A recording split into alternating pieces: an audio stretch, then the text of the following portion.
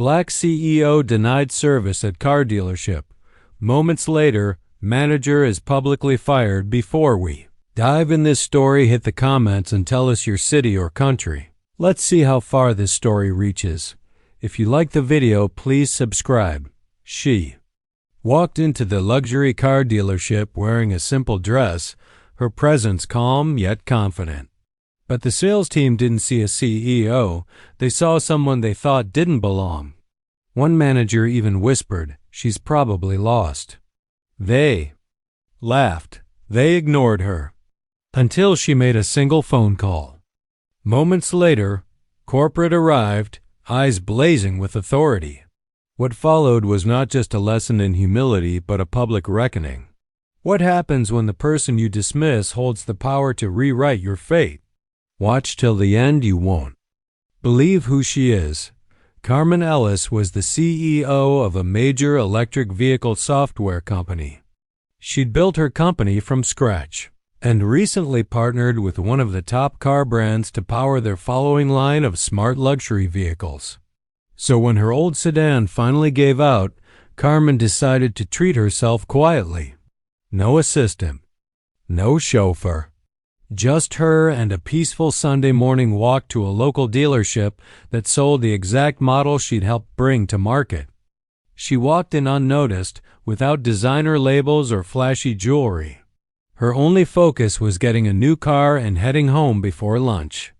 But the moment she stepped onto the polished showroom floor, she felt it, the sudden hush, the sidelong glances, and the way no one offered to help her. They didn't see a woman of power. They saw someone they believed didn't belong. And that mistake was about to cost them everything. Carmen stood in the center of the pristine dealership for 5 whole minutes before anyone approached. A young man walked past her 3 times, chatting with a white couple who'd arrived after her. A receptionist offered her a brochure, then turned away without waiting for a response. When she finally asked to speak to a sales representative, a manager walked over, his face tight with condescension. "Ma'am, these cars are, high-end," he said slowly, scanning her outfit. "Maybe check the used lot down the street?" Carmen raised an eyebrow. "I'd like to see the latest model of the Nova XR. I believe it runs on our software," he scoffed. "That's a very specialized car. We don't do test drives for." He stopped. Carmen was already pulling out her phone. No yelling, no argument. Just a calm call to the regional director of the dealership chain. A few minutes later, 2 black SUVs pulled into the lot. Out stepped corporate Dot. Within moments, the energy shifted. Employees whispered. The same manager who dismissed her turned pale. Carmen stood still, silent, watching. A tall executive approached her, shaking her hand with visible respect. Then he turned to the team. In front of every customer and employee, he announced, "We do not tolerate racism, assumptions, or disrespect, especially towards someone who built the technology under your hoods."